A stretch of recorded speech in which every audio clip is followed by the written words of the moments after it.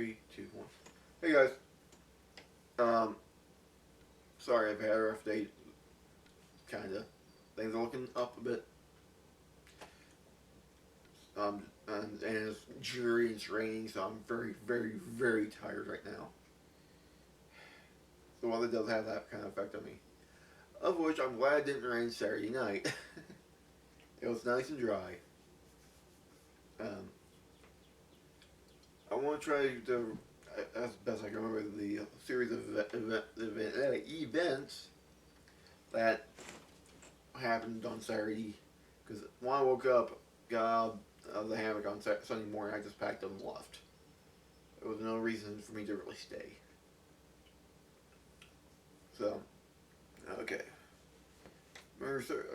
As my recollection recalls, the first side has quite a few, large widowmakers. That's dead branches up in the trees that could fall and, well, kill me. And I don't think my wife will like that much. So obviously I moved on and quickly I understood what those things meant. The second site, the only site, the last site I stopped at, well, which was the second, and the one I stayed at, had some too, but they were kind of further off, not directly above me. There were two dead standing, but as you saw, I pushed it and there was nothing happening. It was wobbling back and forth a little bit, but not only because of the elasticity, the flex in the wood. Uh, Setting up camp was fairly straightforward. Um, the whole issue with using ropes to hang hammocks, I want to do an entire video on that because there's some misconceptions and some edification that needs to be done, especially on what trees to look for. Um, for the most part, you're not going to really hurt the trees. I'll just say that. Even if it rubs the trunk raw to the point it gets under the wood, even with narrow paracord, it will heal up quickly enough. It'll get sap running, it'll start scarring up. It will be fine. Trees normally don't die because you put tighten the rope around it. Even if that rope stays there and the tree grows over it, it won't kill it. It'll look unsightly, but it won't kill it. But again, I'm digressing. Uh, but the way I did it this weekend was different than what I normally have done. I don't know why I did it that way, but I like it. Just zip it up, run it through, do a taut line hitch, cinch it up. That's it. It's quick, it's easy, it's fast. Well, quick and fast are the same thing. And it's simple. A lot of people say, straps are faster. It also depends on how you set them up. So, I mean, that way, and I will easily remember how to do it. This way I'm doing it from here on out. You know, put my new hammock. These thin ropes that I'll be coming with it, I don't like.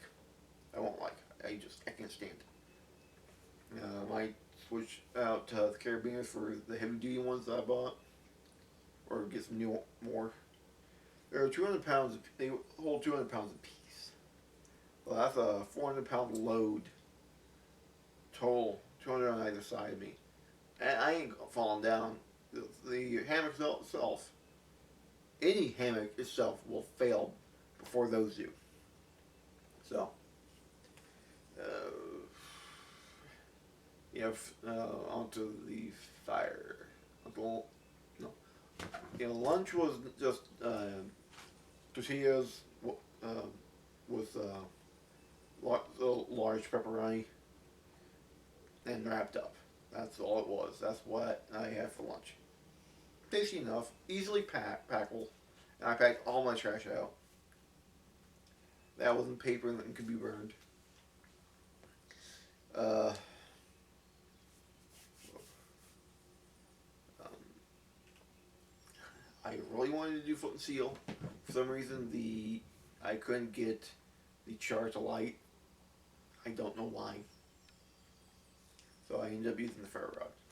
Not a big deal. I mean, I know I'm a traditionalist and I like traditional things and doing it the old way, but sometimes you just gotta do what's convenient. Yeah, I think Kephart and all of them would you will love um, Monday Liars and ferro rods. They probably go gaga for ferro rods and all that. So I mean, but there's nothing wrong with keeping one toe in the past. Anyway, again, the way I filtered the waters using bandana, that's old hat. Everybody, just about everybody knows how to do that, and it works well enough. Same way with boiling it. I also did that to filter it again, going to the canteen. And as you saw that, just after that, once everything was once I screwed the lid on, I placed it in the creek to cool it off, seeing how all that worked. I don't think I will ever use a wool cover for evaporative cooling. I think that works really, really well. Unless it's like a hot sulfuric spring, there's no reason for me to do that. Uh, what was next? Oh yeah, there. uh, well, actually, I was doing dinner at the same time. I was surprised how fast everything heated up. I really am. I was very impressed with what I used. I don't know what it was. I wish I did. Really, I do. I mean, if I knew what it was, I would say, okay, I'm going to keep hunt this stuff down because it burns hot and, well, and fast. It took the ash pretty quick. It was a hot, fast burning wood, but it wasn't a conifer. At least I don't think it was. I don't know. Anywho, a lot of it was, I think a lot of that was due to the fact that I did split it down. Didn't use my tomahawk much, which I wish I had, but obviously I forgot my any eating utensil. No spoon nor fork for me that this trip. That was a dirt moment. So obviously, as you saw, I had started to carve a spork. Very died on me. That's why I cut accustomed to me eating. So that's the unfortunate truth.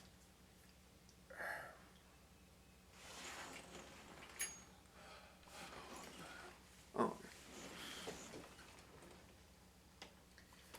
but it worked well enough, and yeah, taking utensils is extra weight, but I think I still will, even though I could make a very crude spork. Uh, I was wanting to make bannock that yesterday morning for breakfast, but I just wanted to get out of there. It was cold. I mean, really cold that night. I don't know what the temperature got down to because I had no service whatsoever down there, which is unfortunate because the last text my wife got from me before I actually stopped and asked, I got lost trying to get down to the trail. So I ended up stopping at some stranger's house and asking. Of course, obviously apologizing for just barging like I did. Uh, he told me that no, you just gotta find where the trail starts, park there, and just hike in. Like, oh, okay. So I went back, went down another road, one of the other forest roads. Found another trail because I wanted to, yeah, try to see about trying a different spot because I want to be near the creek for obvious reasons, water. Uh, But anywho, it got cold. I mean, I was down in a valley. I mean, it was sloped on both ends. I was right in the bottom. It was cold. So, even with both wool blankets, I, with wool socks and my light wool shirt, I was still pretty damn cold. I'm going to have to really keep looking at videos of folks hammock camping and really start figuring out what the hell I'm doing wrong. Because that ain't right. I shouldn't be so cold in beginning of May in eastern Missouri. It should be a whole lot warmer than that. It should be a lot warmer than that. Actually, it's more like southeastern Missouri. I was in St. Genevieve County. So, who knows? Okay, where was I? That was dinner. Yeah. I was really thirsty, so I guzzled down most of that second quart of water. So then I did everything again, refiltered the water, the heated water, and put it down there and left it for about 20 minutes. Ice cold. It was surprising how cold it quickly got. So, I mean, that's going to be my method of choice to cooling down hot water. So, eat your heart out, Ramiers. I got a better method. That's just me, though. I mean, don't get me wrong. I admire Ray Mears. He's awesome. We need more of that than Bear Grylls. It was just a joke. But that's the fascinating thing. I actually learned so much on this trip alone. Not just the skills themselves, but the application of said skills. So, yeah, Blackie and everybody else is right. Get your butt in some dirt time. Don't think, yeah, learn the skills in an easy at home or in a comfortable environment in good weather so that you know what you're doing. But get your butt out in the woods or out in the prairie or out in the desert, wherever you are living, whatever environment you are in. Go for it overnight. You won't regret it. I mean, I was bored out of my mind. I didn't have much to do. I wish I actually had a book to read or at least something to, or even my freaking journal so I can start writing down what I was learning. Hey, there were a few pine trees where I was at, but couldn't find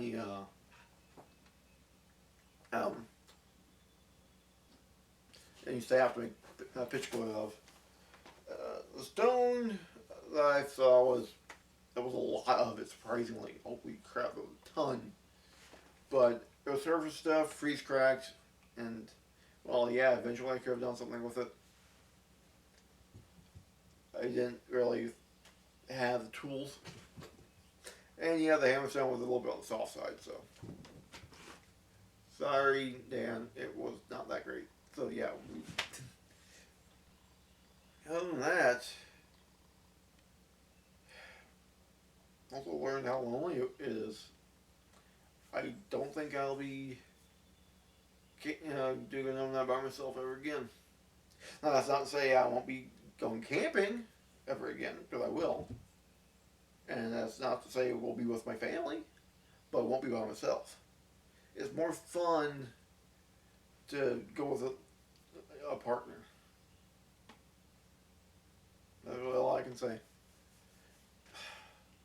Even with this guy, it would have been more fun. Technically, yeah, I would have been by myself, but at least we would have had him. So I think he and I got a lot of work to do before we do one together. Alright guys, that's pretty much it. Have fun, play hard, and I'll see you in the woods.